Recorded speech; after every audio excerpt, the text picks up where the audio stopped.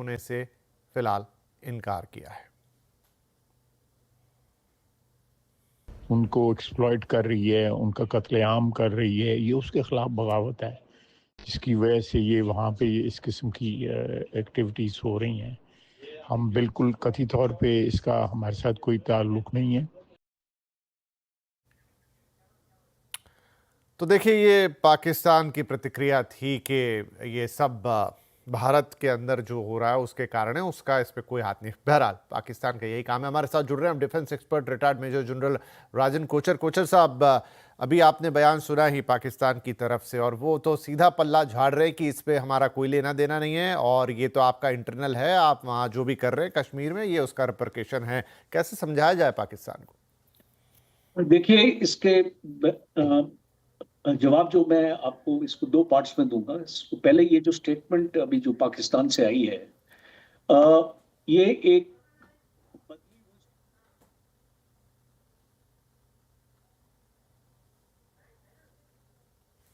को आयोजन किया है, उसमें सबसे पहले मैं marshal of the Indian force Arjan Singh ji की स्मृति को नमन करता हूं और उनको अपनी हार्दिक श्रद्धांजलि अर्पित करता हूं।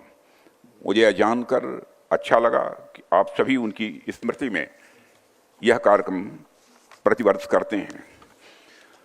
अपनी बात प्रारंभ करने से पहले मैं भारतीय वायुसेना को उनके अदम्य साहस और पराक्रम के लिए हार्दिक बधाई देता हूं। जिस प्रकार से वायुसेना भारत की सुरक्षा में तत्पर है, उसे देखकर हर भारतवासी अपने को गौरवान्वित महसूस करता है और निश्चिंत रहता है। हमें इस बात का संतोष रहता है।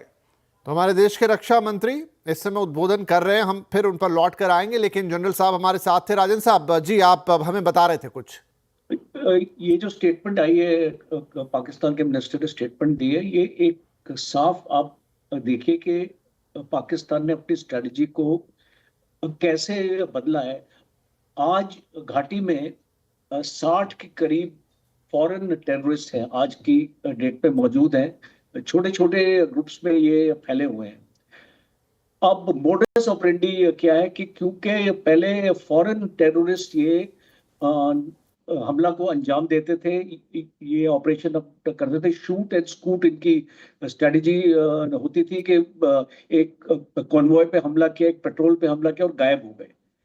अभी जो स्ट्रेटजी ये है कि जो यूथ है यहाँ पे जम्मू एंड कश्मीर में, कुछ ऐसे हमारे जवान हैं जो रेडिकलाइज हो चुके हैं और ये इन लोगों को, लड़कों को ट्रेनिंग देते हैं जंगलों में और फिर इनको हथियार प्रोवाइड करते हैं और ये जो रेडिकलाइज्ड यूथ है ये अटैक्स कैरी आउट करते हैं और ये बहुत मुश्किल हो रहा है सिक्योरिटी फोर्सेस को, क्योंकि ये वारदात के बाद ये क्राउड में छुप जाते हैं। आपको पता नहीं चलेगा कि किसने अटैक किया है और इनके हथियार वगैरह भी छुपा दिए जाते हैं। तो ये एक बदली हुई स्ट्रेटजी है। इसीलिए पाकिस्तान का जो मिनिस्टर आज ऐसी स्टेटमेंट दे रहा है, क्योंकि वो जानता है कि ये जो अटैक हुआ है ये रेडिकलाइज्ड यूथ कर रहे हैं और पूरी गाइडेंस आईएसआई की है। पूरा जो लॉजिस्टिक सपोर्ट है ओजीडब्ल्यू ये जो लोकल्स है यहाँ पे, ये कुछ ऐसे हैं जो इनकी मदद कर रहे हैं। तो पहला एक्शन ये होना चाहिए, आपके पास एनिमी एजेंट एक्ट है, आपका एक ऑर्डिनेंस था 2005 का, जिसको लागू करने की जरूरत है और इसमें आपको फांसी की सजा भी हो सकती है और उम्र कैद भी। तो इसमें बहुत स्ट्रिंजेंट पनिशमेंट है और हमको ऐसे जो जयचंद है हमारे स्टेट में, जम्मू एंड कश्मीर में, हमको उनको आइडेंटिफाई करना पड़ेगा। पहली चीज तो ये है।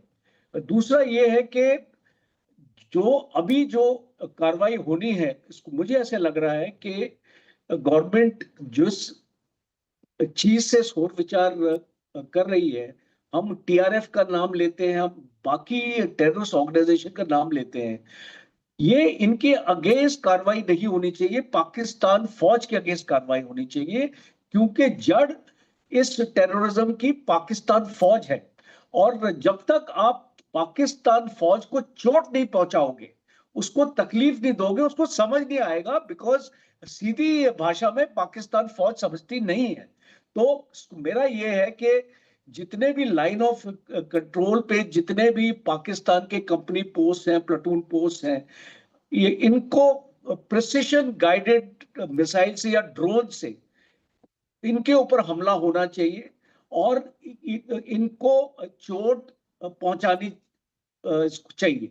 दूसरा एक्शन जो होगा, जैसे आपका इजराइल करता है, उसकी जो मोसाड करती है, जो जितने भी इनके लीडर्स हैं, जब भी उनकी मीटिंग्स होती हैं, आपकी इंटेलिजेंस को अभी चौकन्ना रहना पड़ेगा।